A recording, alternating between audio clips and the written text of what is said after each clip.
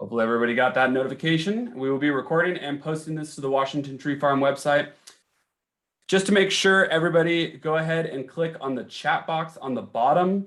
This will be where you can communicate. Currently, we are using the webinar feature, which hopefully at this point everybody has been a part of, but it just means that all of our listeners do not have access to camera or to voice, which kind of helps the panelists and the MC, myself of the night, to have a little bit of order.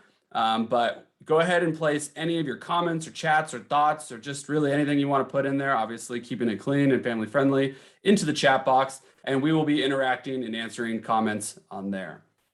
Each presentation will be approximately 45 minutes long. Tonight will be one presentation. Hopefully the next 2 weeks we will have 2 presenters. Each of them will be 45 minutes long, and this will then be followed by a question and answer period. Go ahead and place all of the questions that you would like to discuss, again, into the chat box or into the Q&A function. At the end of this webinar, I will post into the chat a short survey link. This is really helpful for us. This gives us an idea of where you are located, the people that we're serving, and then ultimately we'll ask some questions about how we did and what we can do better in the future, including things like what topics you'd like to hear, and maybe discussing things like travel for future in-person events. While this year it may not be optimal, hopefully in the future we can start meeting face-to-face and I can actually get to meet some of you. So with that, I will stop sharing here. Jack, do you want to go ahead and share your screen? We'll make sure it's working still. Let's see. Does that do it? No. Not quite. We figured it out. We just had a couple hiccups earlier on, so we now got to repeat the process. There we go. Okay. There we go. Is that right? That looks good to me. Take it away. Okay. Great. All right. Thanks to Bob and Sean for setting this up. I really appreciate the invitation to talk here. I actually had talked to Andy Perlberg a little bit about what you were after, and he wanted to get into some of the larger forces that shape the landscape. So I like that idea, and I am just going to follow around some of the people who came early and think about how they saw it and how they reacted to the forest and the landscape, and then bring it up towards us. Take it from period of contact 200 years ago to now. And then see what questions you have as we go along, because all of these 3 people that I'm really focusing on seem so relevant to me. What they're seeing and how they're dealing with it seems so relevant to me, present day. And the person I want to start with is David Thompson, who's a Northwest Company fur agent who came across the Rockies in 1807 and built the first buildings in Idaho and Washington, and is really the first person to survey in a European fashion the entire Columbia River. And that includes the major eastern tributaries above the Snake. So he did an insane amount of work in 5 years, and was a very interesting man with a lot of experience when he got here. He had 25 years experience in the trade when he got here. So he knows how to deal with tribes. He's an expert at surveying, use of the sextant. He's a good writer, and he's a natural history guy. He watches birds when he has a chance. He's good at language. He recognizes the value of communication and language. So we're very lucky that he's the first person to really write about a lot of Eastern Washington and the interior, I guess I would say, the area between the Rockies and the Cascades. So Thompson comes across in 1807 and establishes this network of trade that reaches from Kootenai House at the source lakes of the Columbia down to Spokane House.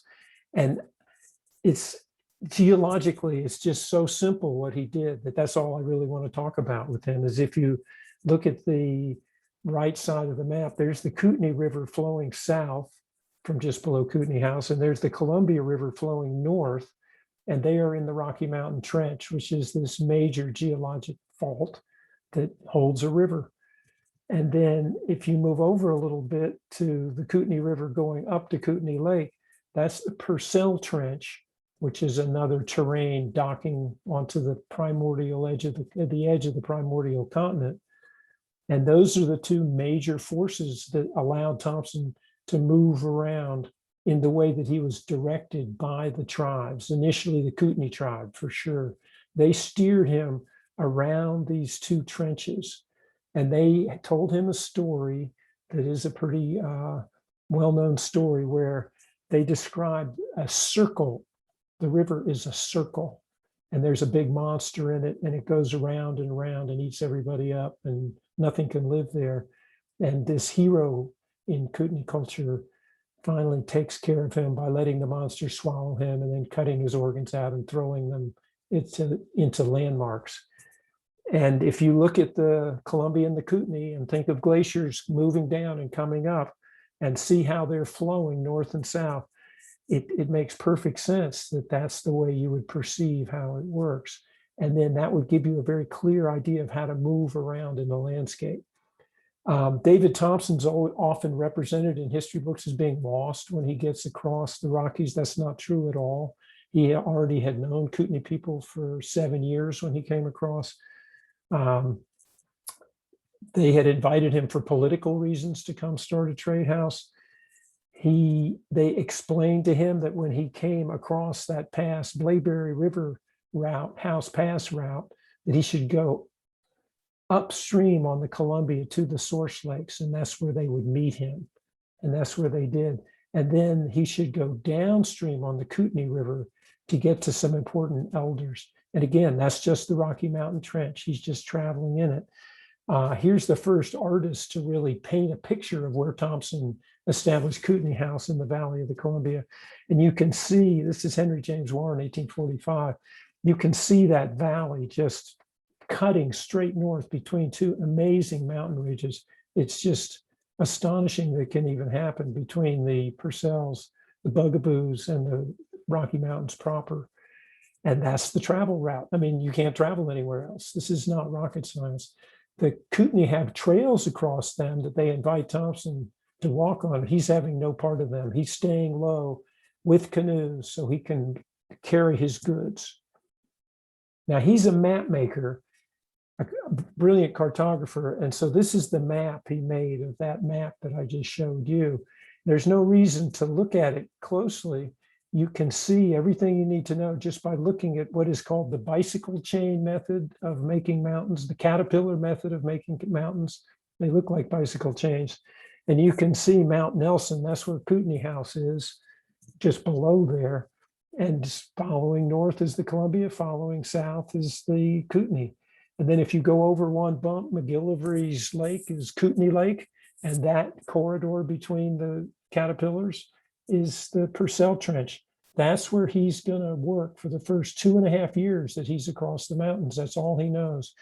And when he goes between the two of them, he has to cross Kootenai Falls. That he can get on a river and paddle. He has expert Iroquois and French Canadian paddlers. He considers himself an expert canoe builder and repairer, and they can do great as long as they figure out where the main portages are and how to get them. This is a very difficult portage. It's outside of Libby, Montana.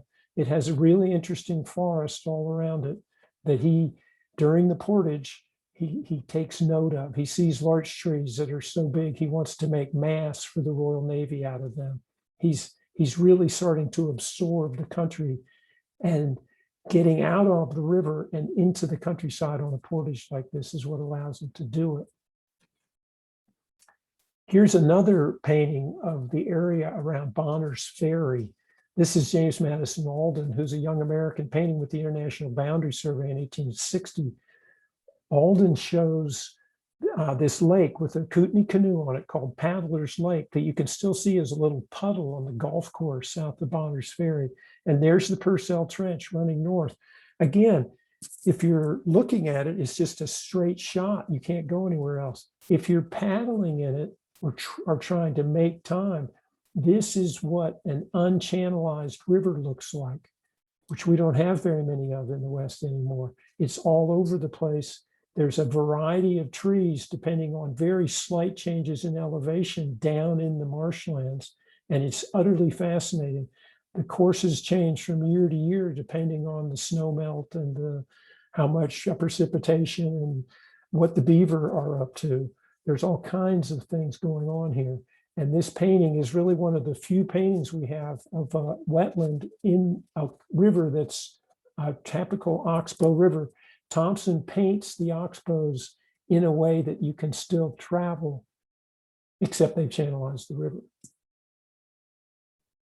The Kootenai hand him off to the Salish speaking people in the South. That's what we would now call Bitterroot, Salish, Flathead, Pend Oreille, Kalispell, Spokane, Coeur d'Alene, and the people on the Colville Reservation west of there. And they are just following the Purcell Trench down to Pend Oreille Lake, and he built his Kalispell house there because he meets Kalispell people. And this is he calls this the better part of the country. This is where he is able to, he thinks he's going to get the most beaver. There's good precipitation, there's good traveling on the waterways, and there's really rich mixed forests to the east of Kalispell House. To the west of Kalispell House, this thing starts to change and dry up a little bit. That's right at the Washington line, and that's where things get interesting. Here's his map of that, and you can see Kalispell Lake, and then you can see Skeet Shoe Lake. That's the Kalispell word for Coeur d'Alene because he has a Kalispell guide. And if you look at his map, again, there's nothing amazing about this if you just look around at where you are traveling. The caterpillars here show the Salish River. That's what we call the Clark Fork River. He calls it the Salish River because Salish-speaking people live on it.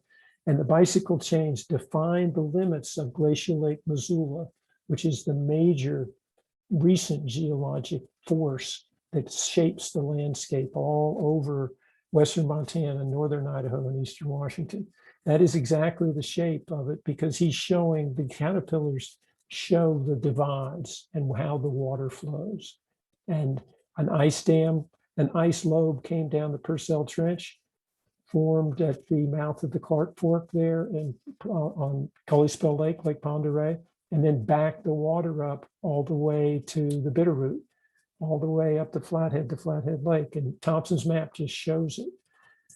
Then when the ice dam bursts out of Kalispell Lake, it comes down out of the southern part of the lake and also out of the outlet of the lake and makes these different roads. The dotted lines that Thompson draws are tribal trails following the flood outlets. And you can see the Skeet Shoe Road there. That's the road between the Kalispell world and the Coeur d'Alene world. And you can see Twin Lakes, which is modern lakes.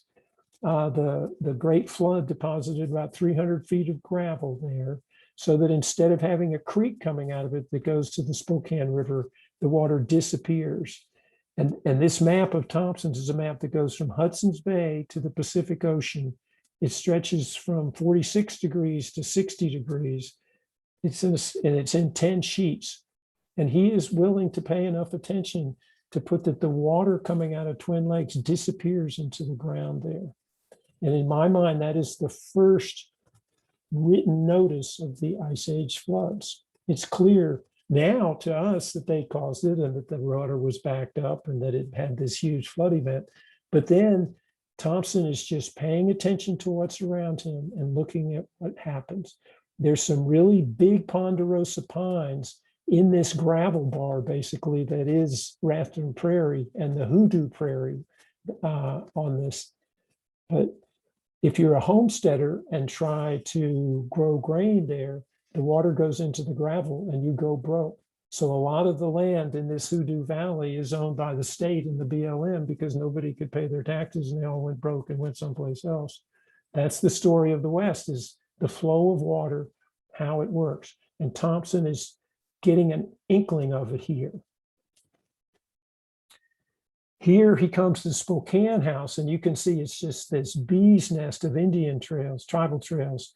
And Deep Creek is his entrance when he's coming from the south to get to Spokane House. And Deep Creek sinks underground for slightly different reasons. There's a lot of the volcanic, from the Miocene volcanics pushed pushed lava, it turned into basalt, that cooled into basalt all the way up to the Spokane River from Idaho.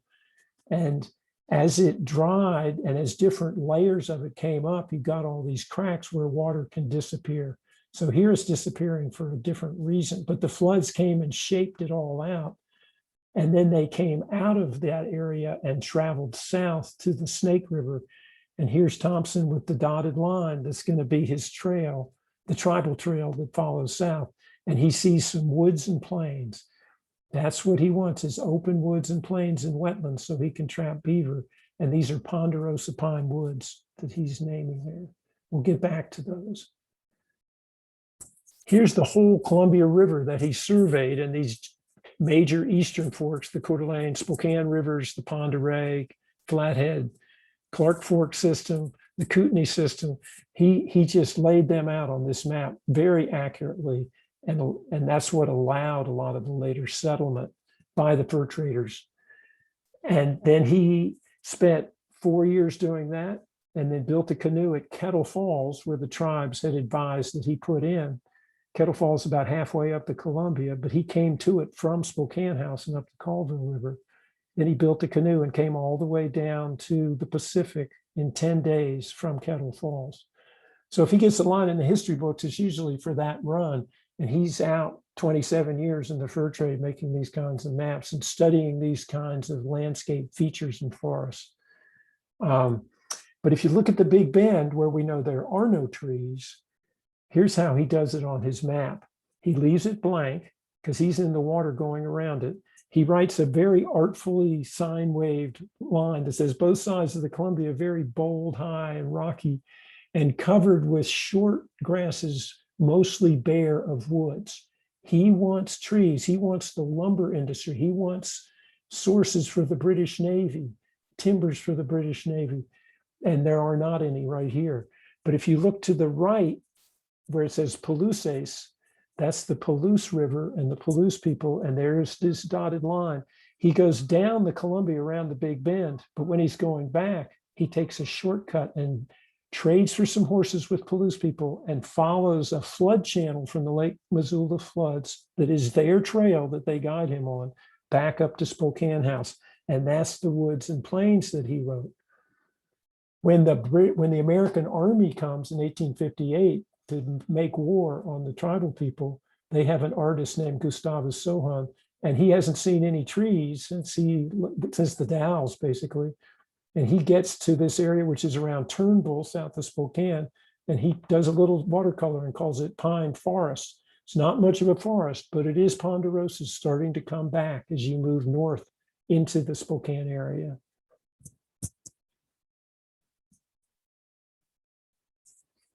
So Thompson leaves in 1812 and retires back to Eastern Canada to make his maps.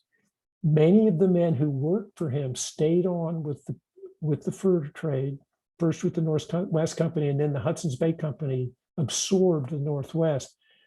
So that's to all the people that came were fur traders into the Northwest until 1825, when the London Horticultural Society sent David Douglas here to collect plants for gardens in all over Britain and all over British colonies, but also to check out forests and trees for promising timber resources. That's his job. And he spent the next 8 years off and on covering, always under the cover of Hudson's Bay Company. They didn't let him go out on his own very much. He had to have somebody with him from the fur trade because the Hudson's Bay Company owned everything we're seeing. The Columbia and Fraser drainages on this side of the Rockies. So Douglas visited all these fur trade houses. He went on excursions down into Oregon, and he really covered a lot of ground and did a lot of amazing work. And again, trees are what he focused on when he wasn't looking at plants. So he gets to the coast, and it's just like Bob's wife and Sean's mother, Sean's aunt that he was talking about. They get to the dense, really rainforesty part of the coast at the mouth of the Columbia This is a picture from the Wilkes expedition in 1841. And Douglas is the same thing. He's measuring these giant trees. He's pacing them off to see how tall they are. He's astonished by what they are, especially the Douglas firs and Sitka spruces and Western hemlocks. But he's not enjoying them that much. And that's true of many people who come from Europe or Eastern North America. They feel claustrophobic in these amazingly misty, dense, closed canopy, giant tree rainforests. It's not a comfortable place to be. But Douglas does his work, and his work is so simple. Lewis and Clark have been here, and they've sent back some pressed Douglas fir. Douglas sends back specimens to what is now Kew Gardens, but he also collects viable seeds. And his genius is he has a green thumb. He is really good at collecting seeds that will grow. And they have a whole fleet of very together nurserymen back in London who are ready to take these seeds and propagate them and grow trees and garden plants. And this is the genesis of the whole British timber industry for the next 200 years until now. There's some backbite on it now that they want to grow more native trees, but for 200 years, the British have grown fast-growing, very productive Northwest conifers for their lumber. And that's true of many of their colonies as well. New Zealand, Australia, South Africa. You can just name them off and sort of look at the British naval empire and see David Douglas's work, and then take our trees, the trees we consider ours, and they travel around. And it's not just lumber. Douglas is looking at a whole host of things. He has a very broad palette, and he is looking for naval stores, which include pitch and turpentine. He's floating them in tubs of water to get their specific gravity, and he's looking for charcoal. Charcoal is one of the most important resources that they have. David Thompson, one of the first things he does when he makes a trade house is when he builds a trade house, he starts making charcoal so that he can do things under high heat and have real compact heat source. So this is a picture in England of somebody building one of the last charcoal domes that had that skill that everybody had in the early 1800s, where you know how to make charcoal. Douglas is looking at Western hemlock, Douglas fir, Sitka spruce, Oregon white oak, Oregon ash, big leaf maple. He's looking at all these trees to see what kind of charcoal he makes. He wants to know if they'll grow in England and whether they'll be valuable, whether they'll be pretty, whether aristocrats want them in their arboretum. But something like charcoal is a huge boon. And Douglas fir does not make the greatest charcoal. He describes the color as being brownish rather than black. And he writes these amazing things about Douglas firs and what he sees. And one of the few shortcomings is their charcoal that it makes. That's the level of attention Douglas is paying tree by tree to what he sees in our world. But again, his mind needs to be broadened. He's looking at what the British need, what the British Empire needs, what his culture needs. This is a picture that the great Canadian artist Paul Kane painted in 1846 at Nisqually Village, at the mouth of the Nisqually at that time. Douglas, when he goes there, they are building Fort Vancouver across from modern Portland. And he sees them building these very rectilinear post and sill houses, buildings that are made in a pit saw where you square up the timbers and then really do some interesting things with them. But it's a French method. That's how the fur trade builds all their houses. But outside the fur trade post, the tribes are, hanging around, working, supplying meat. A lot of the women are married to French Canadians. There's no European or American women at this time. So there's a village around the fort that builds up. And that might be the slabs that the fur traders cut off the cants. They might be using bark for doors and roofs. And this is where Douglas wants to be. He wants to be inside those bark huts, looking to see what roots the women are cooking, how they're doing their baskets, where they go to get their food, what plants they are using. And so Douglas has to drift towards the tribal knowledge, but also the feminine knowledge that's in there. And a lot of it is tree knowledge, but it's a different kind of knowledge than just sawing boards and making houses out of them. It's a much deeper level of knowledge. And a big part of that is they manage the land.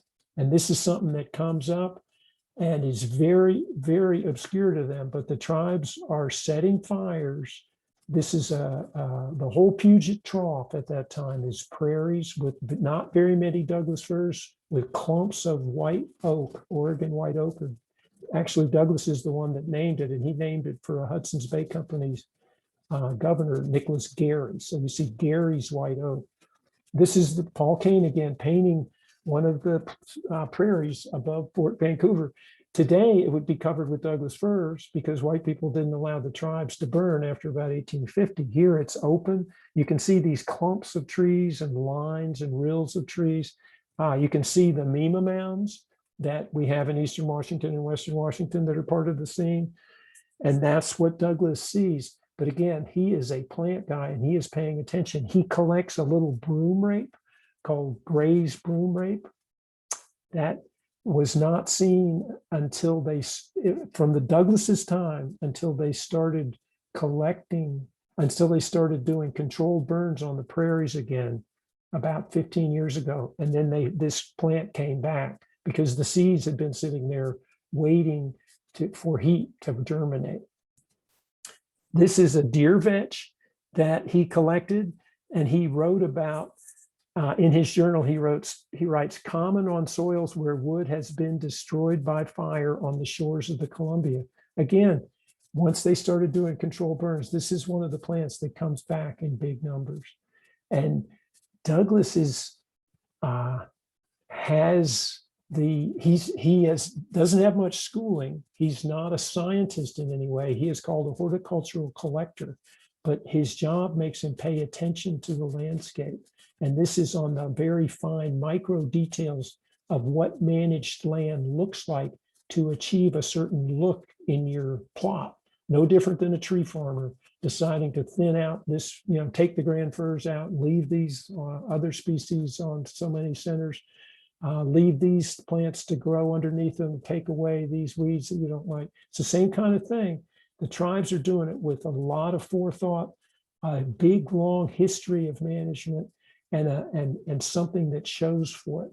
And when Douglas does not have enough, he asks the tribes why they are doing it. When he's down in the Willamette and sees them setting fires in the fall, he asks the Kalapuya what they're doing, and he doesn't have enough language skill to understand all the answers that they give him. It is very complex relationship with the landscape. And that's what it's all about. That's what everybody wants to achieve now.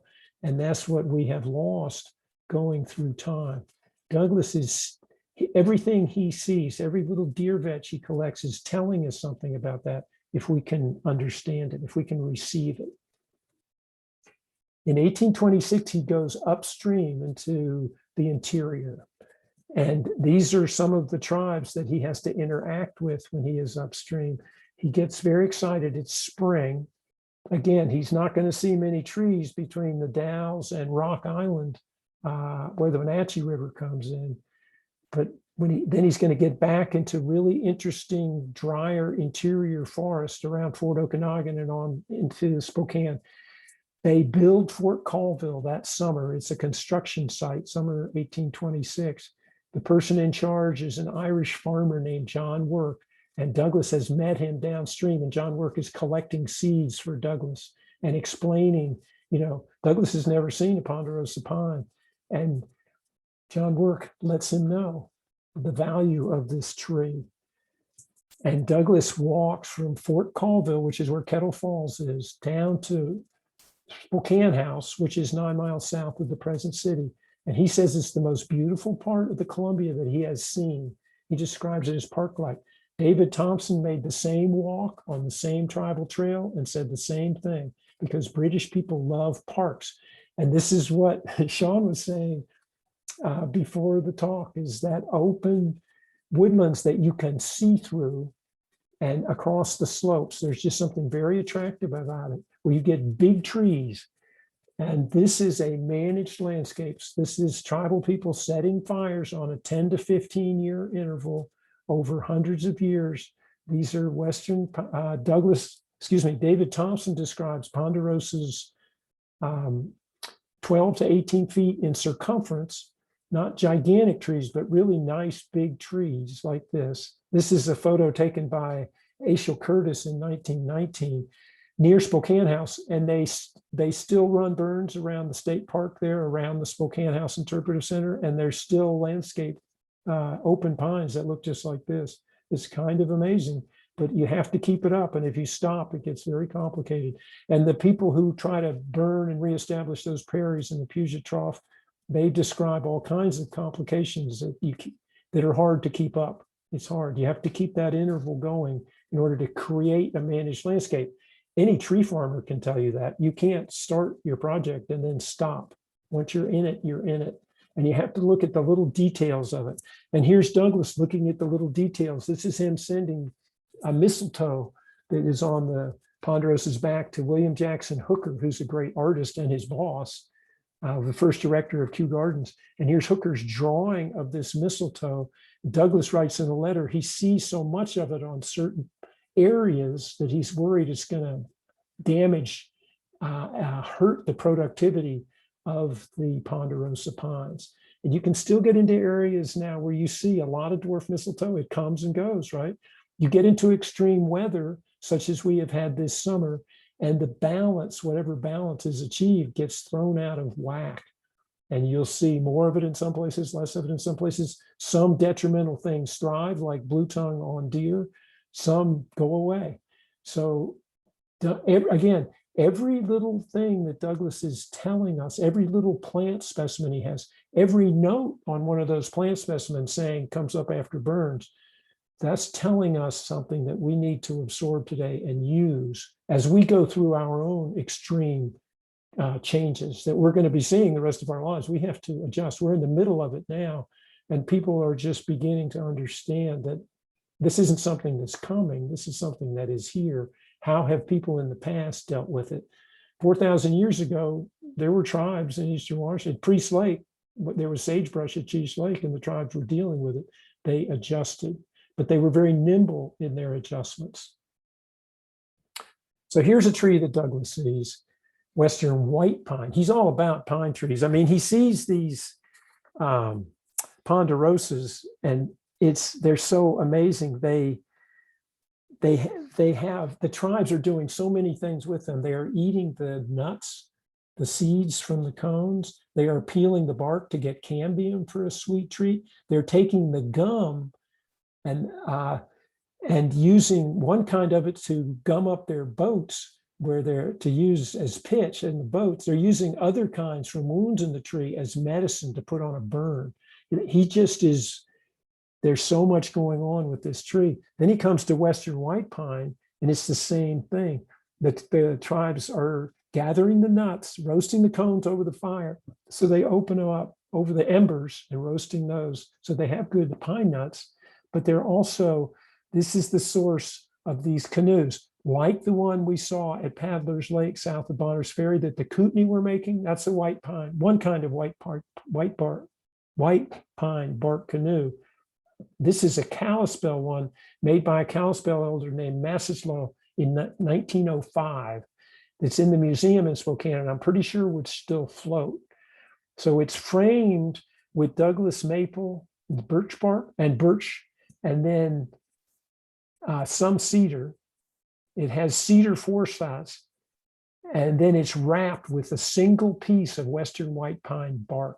David Thompson watched Kootenai building these trees, and he is all about canoes. So he immediately tried to make one. He couldn't get the bark off the tree. So he couldn't do step one of making this canoes. There's many steps in doing it, but it's a learned skill that you pass down.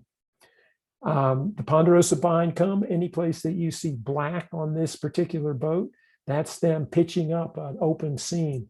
They put birch bark on the nose. The birch bark that we have here isn't good enough to make a whole canoe. We don't have those big white birch that they have back east, but it's still a good thing that you can get off our version of the birch and put some on the nose so that if you run into some rocks when you're coming up on shore, you can replace it without having to do the entire new skin on it.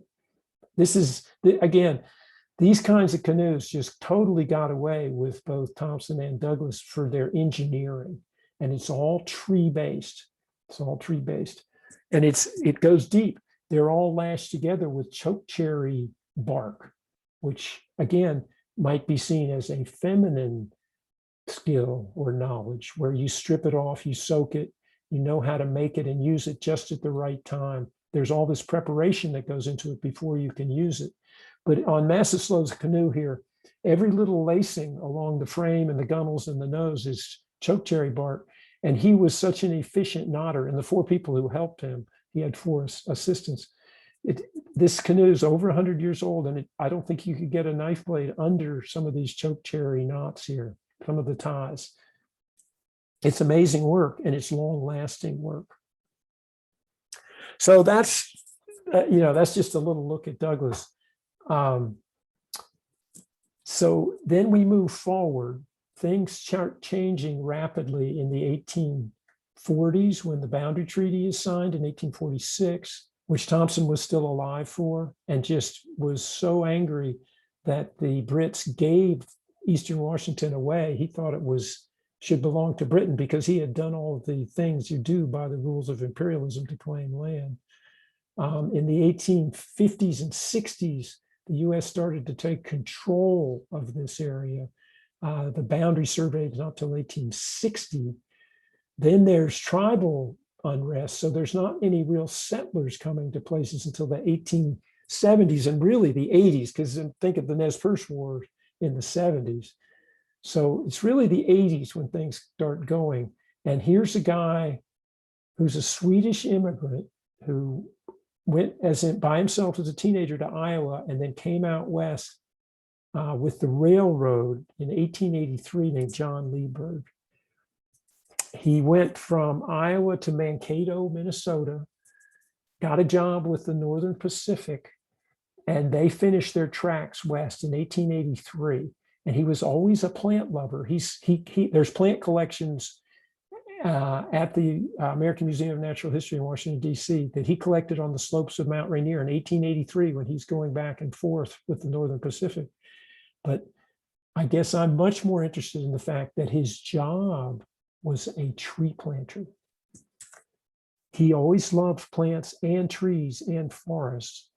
And the Northern Pacific, as soon as they finished their tracks, they put out these posters trying to lure people west. And they make, you'll see that in every one of these circles, there's 4 circles. There's one on the lower left that makes mining look like a carnival ride where it's completely light in the tunnel. Then there's 3 other ones that make it look like everything's going to be great. And there's deciduous trees in each one of these. So Lieber gets on the train, and as it comes into the prairies in the western Dakotas, he plants box elders beside the tracks. So these homesteaders coming out will think you can actually grow something there. And then he plants them in eastern Montana. And then he comes around Lake Pend Oreille in the Panhandle and goes through eastern Washington and goes back and forth doing that.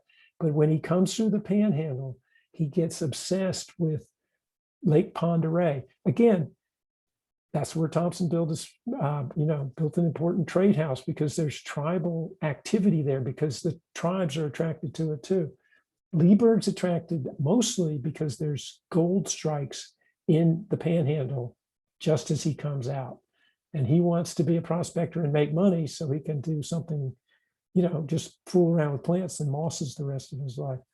So here's an aerial shot looking down Pend Oreille. And one way to think about it is this is where the flood came out after the ice dam broke apart. That's one way to think of it. And in the middle, that's Farragut State Park, where a naval base was during World War II. Bayview's to the right of it, and Bernard Peak is to the left of it. In the distance, you're looking at Mount Spokane, that's snow-covered, and Mica Peak, that is a little less snow on it, to the left. So you're looking into Washington, you're looking into the forest that is being tree farmed in Washington right now. John Lieberg's homestead was where Farragut Park is. That was his orchard and homestead. Starting in 1884-5, he came out. He went back east and got Carrie Lieberg, a physician who was not his wife, and brought her back in 1885, and that's where they lived for the next 25 years. And he worked on over towards Mount Spokane and did some amazing things.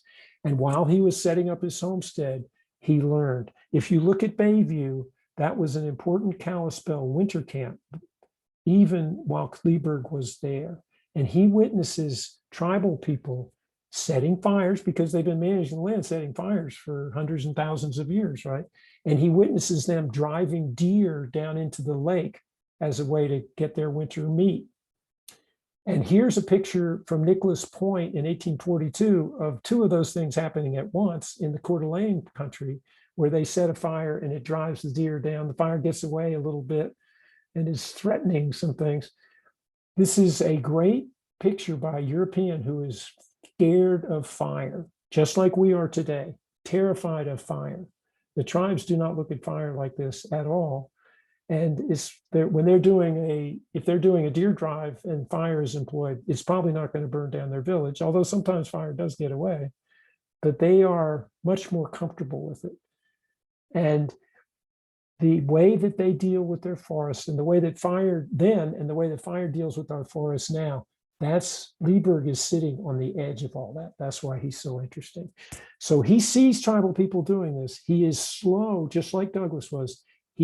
He's not good at communicating with them and figuring out exactly what they're up to. He understands that it is happening, though, and that's the first stage.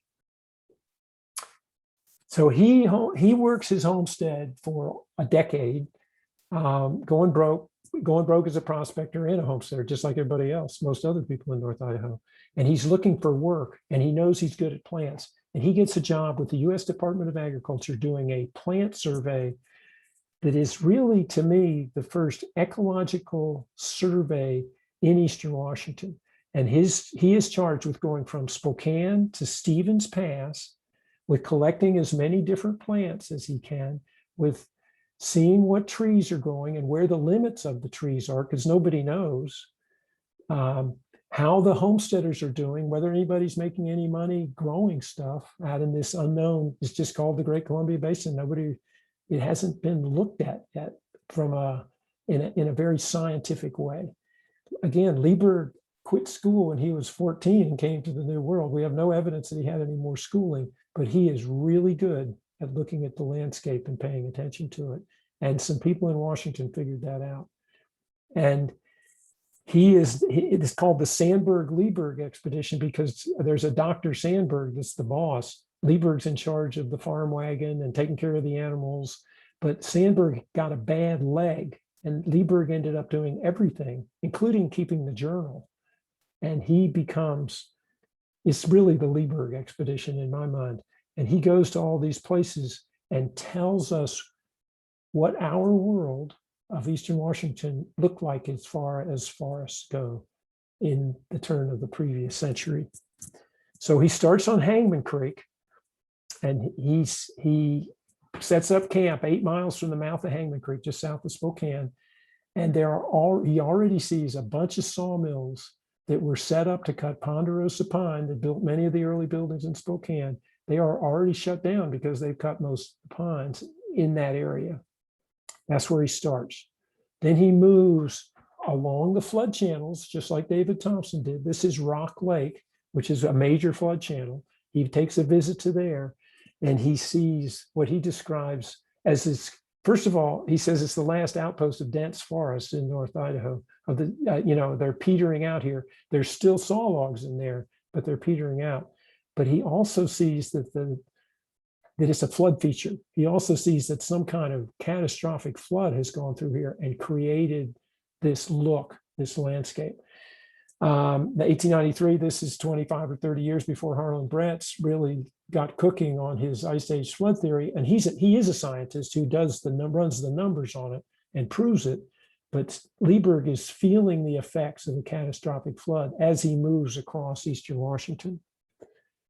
He moves west following railroad grades from the Great Northern and in this case, the Great Northern. And this is Upper Crab Creek.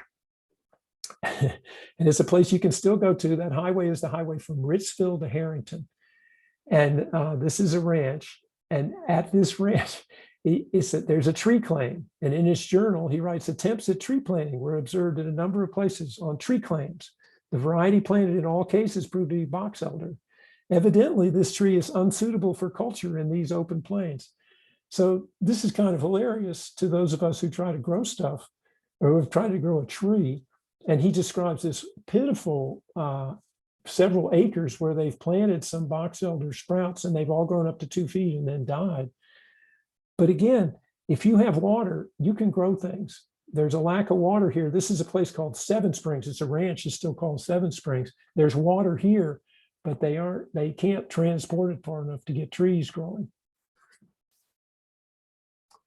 And he sees people plowing the sagebrush to make desert. Again, it looks like a futile effort to us now, but if there's water, it will grow. When he gets to the Wenatchee country, again, this is Aschel Curtis again, a few years later, but when he gets to the Wenatchee country in 1893, there are already huge plots of soft fruit growing, profitable, including grapes, everything down to grapes. But there's also plans to harness the Columbia River, send it into the basin through Grand Coulee and irrigate again, which came to fruition 50 years later as Grand Coulee Dam and the irrigation project. So what he's seeing seems crazy to us in the way he's writing it down, but yet he's seeing the future. He is looking straight at the future and saying, this will work if they get water. Obviously, these trees are growing, plums and peaches and pears and apples in great shape. So he's really seeing trees in the desert. But that's not the way he thinks. When he thinks of marketable timber, he thinks he'll get up in the Cascades. He realizes there's a big change between volcanic rock and granitic rock and metamorphic rock as he goes up into the canyons. He follows Highway 2 from Wenatchee up through Peshastin and Leavenworth and keeps going up the Wenatchee, up Icicle Creek at Leavenworth. And it's not what he thought. It's not what he thought. The mountain ridges here were found to be quite dry and had frequently in former years been swept by forest fires, causing the forest growth to be of a rather sparse and small character. Again, there's frequent fires. Some are lightning caused, some might be human caused. It's not as clear up here, but there's a lot of open slopes and the trees aren't big, like a merchantable timber. But then, he's seeing this huge change from the Douglas fir, ponderosa pine, larch world that he was used to in Spokane to new species coming in, especially cedar as he goes up. And the trees starting to get big as he cuts over to Lake Wenatchee and then goes up to Stevens Pass. And he starts seeing trees and he starts looking over the pass. He goes all the way up and over the pass to add to his list because he's supposed to keep a list of all the plants. And he catches noble fir, he catches mountain hemlock, he catches Alaska yellow cedar. He gets very excited about what amazing trees all these are. And he starts thinking, I'm going to be able to explain all this in a report and get it back. So he writes his boss, Frederick Coville, who's the US botanist and is the first head of the US herbarium, botanical herbarium at the Museum of Natural History. And all these people, and he goes back east to sort out his species with Frederick Coville and other people like Seahart Merriam, who is a biologist, a wildlife biologist. And the people back east are really under the spell of Alexander von Humboldt, who, when he was in South America, described these climate zones and growth zones where you can go up and see a new kind of tree at a particular line and define a habitat and do associations that really lead to the work of Rex Daubenmeier and the things that some of you learned when you went to school, to forestry school. Lieberg thinks that with the encouragement of Miriam that he can do that for the Cascades. He's really interested in Miriam tried it in Arizona in the San Francisco mountains. And, if you've ever been there, you can just see the bands of different kinds of trees, new species as they come on. So Lieberg, this is a scrap that we found when we were looking through his papers back in DC. And he's going to just organize everything and make it really good. And he's going to write these reports that will be a series of colored charts that exhibit at a glance general topography, general and local flora, distribution and range of forest areas, limits of the species of trees, climate features, weather, all these things. In other words, he's going to start making really dense spreadsheets that are illustrated as very great graphs and maps that are going to explain everything. After he does this for a while and starts trying to put his materials together, he says, this might work down in Arizona, but in the Cascades, and especially in the Selkirks and in the Bitterroots, it just doesn't work. It's too complex. The forests there they don't fit the rules. There's different things happening because of weather changes, because of exposure, because of the geology. It's just not going to work. It's going to be different. And the following year goes to Eastern Oregon. He did a great job on this survey. So Coville sends him to Eastern Oregon. He takes an amazing trip from Walla Walla to Crater Lake through Bend. And he ends up at the Paulina Lakes crater and Crater Lake too. And he gets up at Paulina, which also has a lot of mountain hemlock up around the caldera. And he writes, the present distribution and character of the flora of Idaho, Oregon, and Washington is most intimately connected with the recent geological history of this and cannot be fully unraveled until the changes that have taken place since the beginning of the great basaltic metamorphoses are more fully understood. In other words, there's these volcanoes that have come up and these flows and these floods and everything, and the trees have come back on them, the forests have come back, but they have restrictions, as you can see with this amazing basalt flow coming in on the caldera.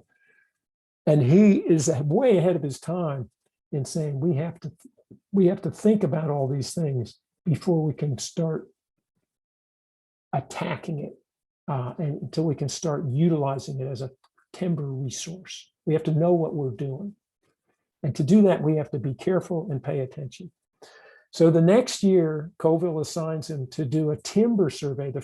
It's another plant survey, but he's paying more and more attention to survey. And he sends him to the Coeur d'Alene, all the waters that drain into Coeur d'Alene Lake, which includes two of the Panhandle National forests, and is an amazing place. And here's a photograph taken just the year before of this famous F trestle. And you can see that the steam locomotives put out sparks and everything around the tracks is just burned up. This drives Lieberg crazy because of the waste. He cannot believe the waste that's going on and how nobody's paying attention. And he sees homesteaders starting careless fires. He sees prospectors like himself in this real dense, steep country that is the Coeur d'Alene country. If they see a rock outcrop, they just torch it so they can see the rocks better. And that wastes all this timber. So he's trying to figure that out. And he starts bringing weather into the equation, climate. He starts bringing water quality and soil into the equation when he thinks. Here's the Silver Valley, which the lead zinc industry is going strong, just getting going really strong, but it's already denuded, as you can see, the slopes and the flats around the river. And he is just appalled at it and writes, he just traces the course of the water after it's used in the mining, in the ore concentration process, when they crush up the ore with water and they send it out with these sulfides of lead, iron, antimony, zinc, and arsenic in various combinations and kill everything in the river. The color of the slime-laden water is dirty gray, and the particles held in suspension are deposited along its course. This is the story of the Coeur d'Alene River and the Superfund site and the next 125 years of trying to mitigate this. And if they had listened to Lieberg in 1895, it would have been a lot easier problem to solve. So again, he's doing good work. Colville keeps hiring him, and then he trades him to the U.S. Geological Survey because they have been charged with taking these forest reserves that have been designated by Grover Cleveland and then Teddy Roosevelt. We're approaching the era of Teddy Roosevelt and Gifford Pinchot and the establishment of the U.S. Forest Service. All they have is these reserves. They don't know where the boundaries are. They don't know what's in them. Colville sends him to the USGS, and Gifford Pinchot and Gannett are in charge of that. And they hire Lieberg to go do timber surveys and see what's in them. And the first one he does is the Priest River Forest, because it's well known that even though it's not a huge reserve, it has great white pine stands in it, Western white pine, the same pine that Douglas went crazy about. And Lieberg is going to survey this whole area in the Selkirks between, it runs over into Washington, it runs up towards Montana, and he surveys it, enlarges it in some places, shrinks it in other places, describes where farmers can make a living, takes those out, and then tries to make sense of what the state owns and the railroads own versus what the forest reserve is going to have. He tries to do all that. While he's doing it, he does this amazing report that does just what he said it's going to do. It goes species by species. He has the cartographers from the USGS to help him make these astonishing color maps that show the range of the different trees. He identifies it as part of the interior rainforest with all these coastal disjunct plants like red flowering currant. It's an amazing report. And he looks at the very steep east side of the lake and describes the problems there and what the trees are like there. Then he goes to the west side, and it's very different. This is Bismarck Meadows at Priest, which still looks just like this, and is trying to preserve it. The marshy flats or meadows occurring on the western half of the reserve are often the results of beaver dams constructed ages ago. The fertility of the soil resides largely in the superficial layer of mold and humus. So we're back in David Thompson fur trade world here. The beaver are what helped to create it over long periods of time. They are often removed almost instantly, really, and that changes everything. It changes the way the water flows. The beavers have slowed down the water so that it can construct these soil layers that are very rich and can really grow trees. And it needs, as soon as something like this is channelized, everything goes away. Or as soon as a very hot burn comes, it can sterilize the soil and make it very hard to grow trees. So a lot of fires in Priest. Lieberg is carrying his own tripod and camera with glass plates on a horse and takes pictures. This is the road supervisor working on the road to Coolin, just piling up the slash and setting it on fire. Lieberg is outraged that he can be so careless because the fire runs into marketable timber and kills some of these valuable Western whites. So again, he's just begging for people to pay attention to what they're doing and be careful. So this is a landmark survey, this Priest River Reserve survey. Gannett hires him to then go to the Bitterroot, which at that time included all of the Bitterroot forest and all of what is now the Clearwater forest and a little bit of what is the Salmon forest. Lieberg surveys all of that, and he has his camera with him. And he's, as you can see from the cut line here, he's doing board feet just like a timber cruiser would. But he is cruising a forest that has been managed by fire for hundreds and thousands of years by tribal people. If you've ever been to the Bitterroot and gotten to some of the places where these big old ponderosas live, it's one of the crowning beauties of our continent. And these are big trees, again, like Thompson described, 12 to 18 feet in diameter, 4 to 5 in circumference, 4 to 5 feet at chest high, and lots of room to ride a horse through them. But again, there's more, and you can see the fire scar over on the left on one of them. On several of them, you can see the cambium scars where tribes have used them for food, for a sweet treat by taking the bark off. So it's more than just a logging picture. It's more than just board feet. While Lieberg is doing this Bitterroot Clearwater survey, he works the ridge, which would be the ridge west of the Bitterroot Valley now, up above Lolo Pass. He works Lolo Pass, Lost Horse Pass, south of Hamilton, and Nez Perce Pass. He walks that ridge between them. And while he's doing it, he keeps looking back at the Bitterroot Valley and realizes just what Thompson showed on his map. Here's the Bitterroot Valley, and it must have been a lake.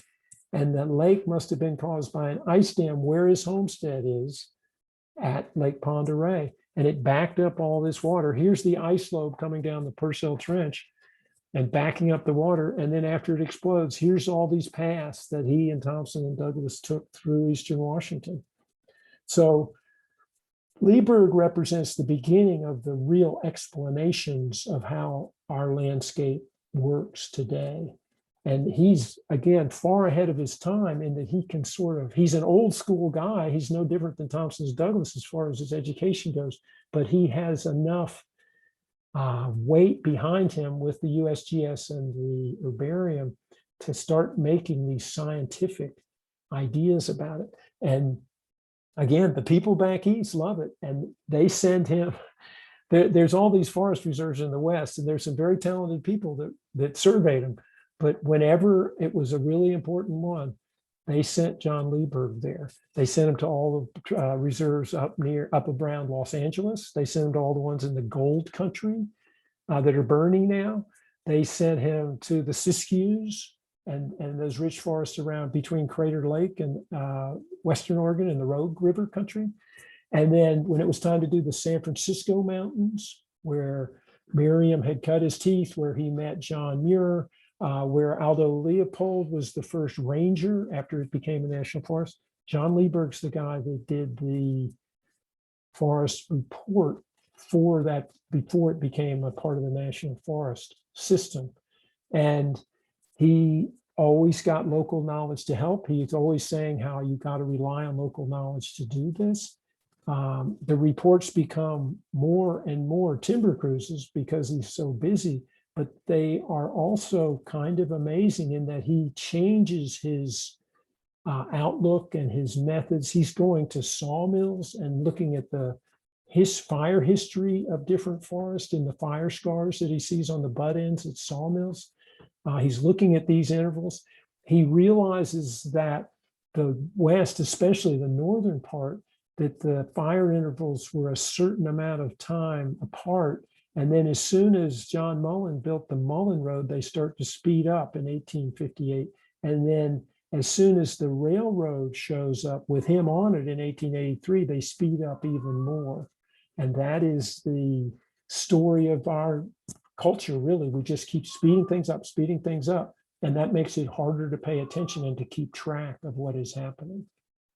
So the message really that John Lieberg and that David Thompson and David Douglas are trying to send is slow down, pay as close of attention as you can to what's going on around you, and adjust and use local knowledge, which is very often the traditional tribal knowledge of the place where you are, and you will have a lot better luck of growing your own situation into something that makes sense. Even if the weather or the politics or whatever doesn't make any sense, you can still work on a small scale and do what you need to do. That's why I love tree farms, and that's why I grew up on one my uncle ran, and I learned a lot of things from him that Douglas and Thompson and Lieberg seem to be talking about.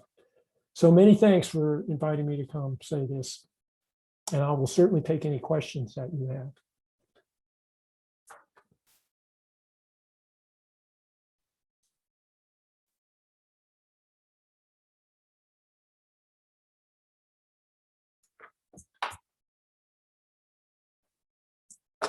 And I can't hear you, Sean. So should I back out of here? Nope, there we go. There we go. Okay. I have two mutes on my microphone, and I always forget about both of them. Okay. It's up to you if you want to leave that open. Thank you very much for giving that presentation. That was really something else. It's always cool to track the history and to hear some of the written accounts of what we hypothesize through science, kind of as we work these backwards creations of, tree ring or historical tree ring data. And then we find, these written accounts from the mid 1800s and the 19th century, exploring and explaining exactly what we're finding. And that's always very cool to see. If you guys have any questions, please go ahead and throw those into the chat. We can get a lively discussion going. While you guys are doing that, I actually wanted to share something. Jack, I have to apologize. I'm actually going to talk about another book that you did not write here for the moment. I am currently reading a book called Fire Country. It was written by Victor Stephenson, and it's about the indigenous and Aboriginal uses of fire in Australia. And so there was something, Jack, you were saying about how the Native Americans had this very complex understanding of the word, the understanding of the landscape. And when I was reading this book, Fire Country, they used the word country in a very different way. So right here, it's talking about the revival of cultural burning practices and improved reading of country. So that's the phrase, reading of country. And it threw me off because I would want to write that as reading of the country. And it becomes, let's see, I'm not an English person here, but I believe it'd be an adjective or maybe a noun. You're describing, it's a thing, but then obviously I realized that they meant that in this kind of broader context. And so I looked up the word while you were talking, and there's this quote here I found from another Aboriginal author, and they say here, for the Aboriginal peoples, country is much more than a place. Rock, tree, river, hill, animal, human. All were formed of the same substance by the ancestors who continue to live in land, water, sky. Country is filled with relations, speaking language and following law, no matter whether the shape of that relation is human, rock, crow, or wattle. Country is loved, needed, and cared for, and country loves, needs, and cares for her peoples in turn. Country is family, country is culture and identity, and country is self. I think it's this very, very deep word that both describes you as your community, the natural world around you, and the history that has brought that all forward. And I think that's something that we have kind of lost today. This deep understanding of this interconnected, interwoven, complex system around this. But I also think that tree farmers tend to have a better grasp of that. And it's one of the reasons I'm so pulled in by this program. So, and out of curiosity, do you know, was the Sandberg's bluegrass, was that named after? Oh yeah. Oh no, there's Lieberg has a couple dozen plants named after him, and Yeah. Sandberg has a lot named after him, many of which were given to him by Lieberg. And he Yeah, went back to Minnesota and got them that's named after himself. I saw a couple of the Lieberg's Facilia and started looking that up as well. So that's very cool. All right, well, we had a couple questions come into the Q&A. Orion says, when did the connection of geology to tree species range become evident? Oh, I think Lieberg tries to make it. So when Lieberg was working, they didn't have some things together that seem obvious to us, like a timeline, like a geologic timeline to work with. But he sees it. He's describing these big events that happen that are creating the landscape and causing the trees to grow, especially in the Clearwater and the Bitterroot. But before that, even when he was working for the railroad, when he was planting in 1883, he went back and delivered a paper to the Minnesota Society for Natural History in Minneapolis. And he said, it's ironic that I'm out there, I'm seeing these people really scuffling in Western Dakotas trying to make a go of it and trying to plant trees and stuff. And they're having to move all these petrified trees out of the way in what is now Teddy Roosevelt National Park, which is a huge petrified forest. And he decides that what might have happened was that weather systems used to blow in off the Pacific and keep the place watered. And that's what grew these ancient trees. And then somehow the Rocky Mountains rose up and that blocked the weather. And that's what dried it up and made these prairies. Well, that's just common knowledge to us, but that's not what the way people were thinking at that time. He was just trying to puzzle it out, and it makes sense. So I say from the beginning, again, that a lot of the tribal stories are that the story of the monster in the circular river of the Columbia and the Kootenai, that's a geologic story to me. And the fact that they get so much rain and that is part of this interior rainforest, they describe that geologically as well. So I think forever. And the way that tribal elders sit around and think about things on a deep level. There's a great story that Thompson tells where he writes it's just a throwaway note in his journal in spring 1808. He's all excited to go exploring down the Kootenai River. None of the tribal elders go with him. They say, meet us downstream. And they obviously are just watching him to see how he handles it. And he says, we set off setting fires according to the custom of the country as we went. And you tell that to tribal people and they just fall on the floor laughing, going, yeah, that's just like a white person, just set fires whenever you want to, just go ahead and set them. We used to sit around, we get people from all over the place and think, okay, now here's a canyon where the service berries are getting a little overgrown. Should we set a fire there? What was the weather like? What was the snowpack like? Where are we going to get our other service berries? Where's it going to go if it gets away? Who are we going to be affecting by doing it? There's just a lot to it. And the basic geology is one big part of it. What does it burn down to? Thank you. So Tina had a question. She said, thank you so much, Jack. Incredible presentation. How closely do you think that regular hand or mechanical thinning mimics regular historical fires? Obviously not the same, but the best many of us can do for now. Right. That's the great question. That's the tree farming question for sure. And I wonder about that a lot.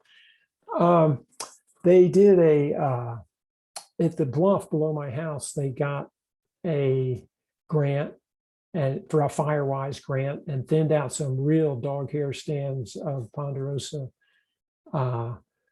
a few years ago, and they got a chipper onto the site and chipped it, and they put the chips to 2 or 3 inches and covered it. It looks beautiful. It looks thin. It looks safer.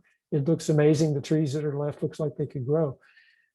But that particular year had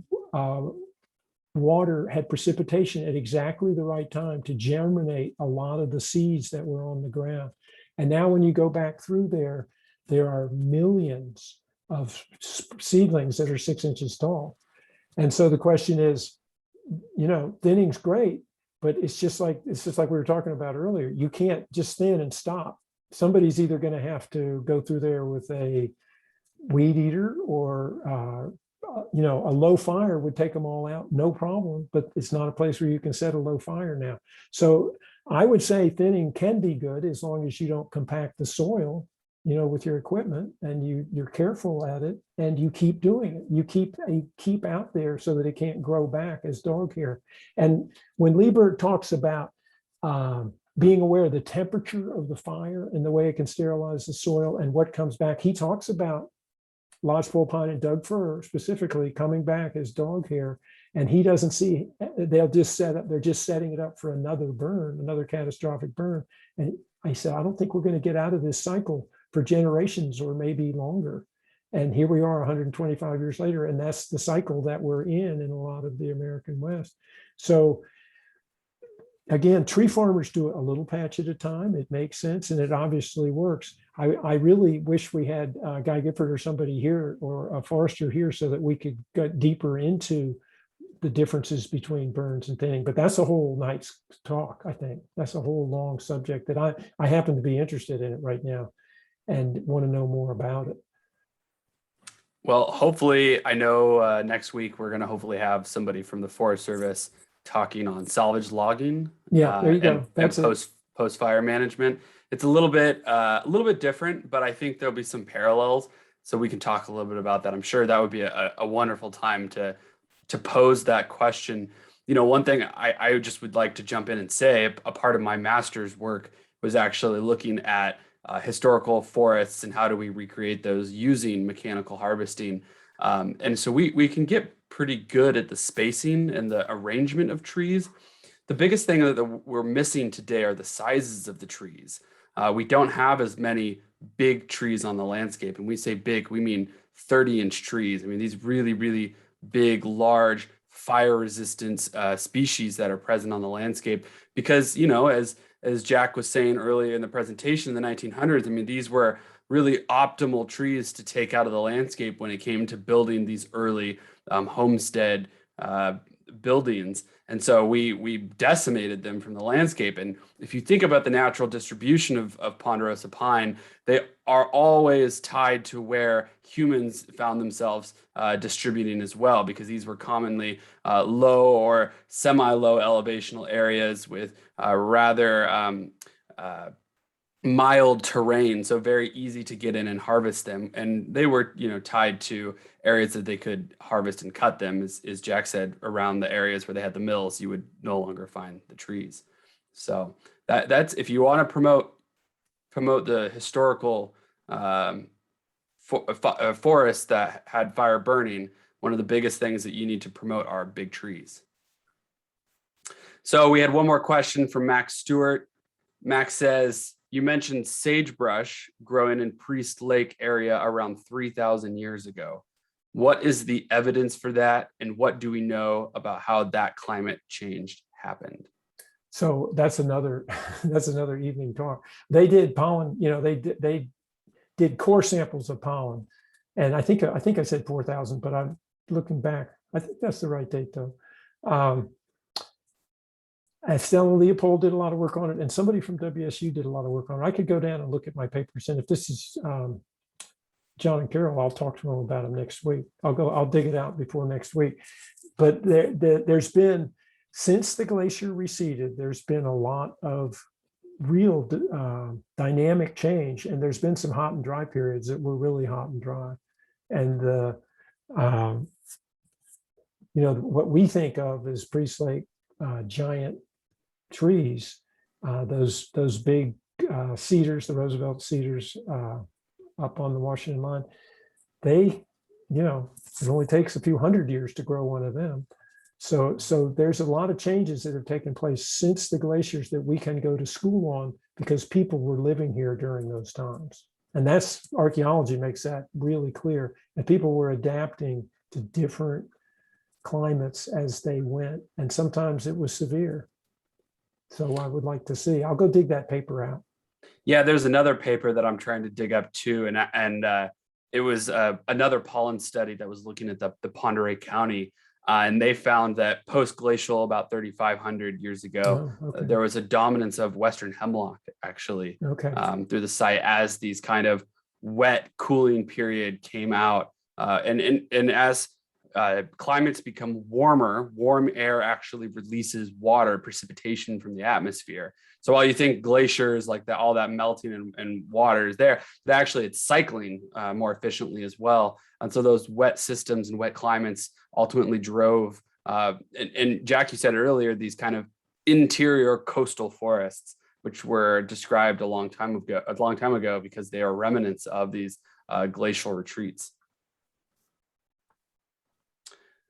Okay, do we have any other questions? Now is your chance. This has been a great discussion. Nope, nobody?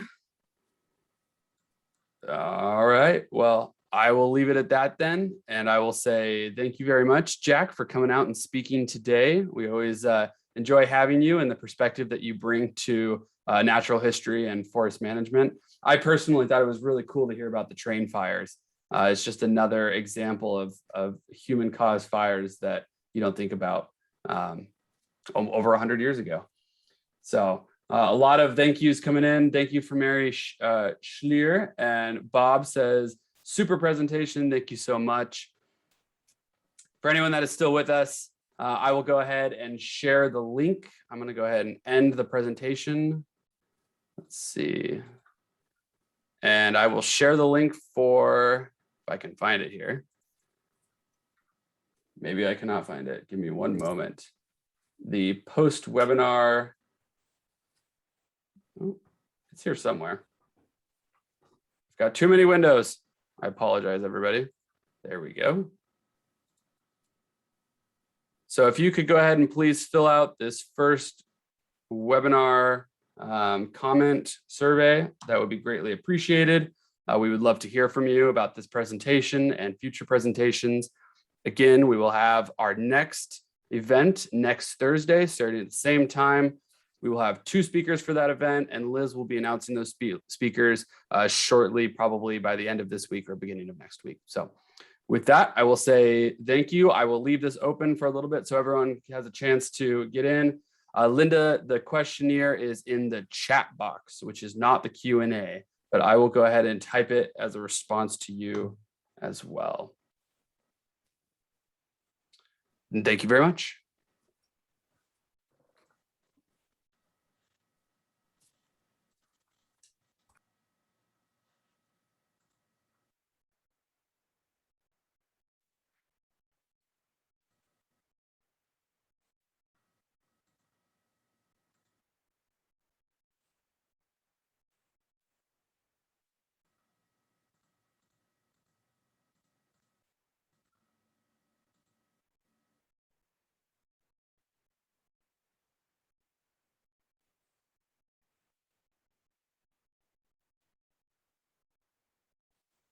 I see why I have messed up. I apologize. How's that, Mary?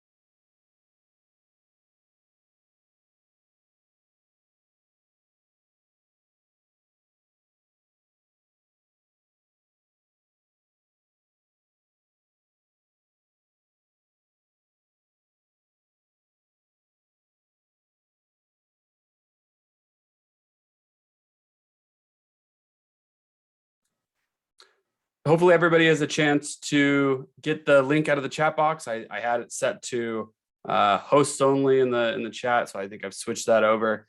Go ahead and open that up. It should be able to function as long with Zoom closed and everything. So I'm going to go ahead and shut this down. And if you didn't get it or you just don't have the time to do it right now, I will make sure that Elizabeth emails that out in the follow-up email for next week. And I look forward to seeing everyone out on Thursday evening next week. Enjoy your time. Adios.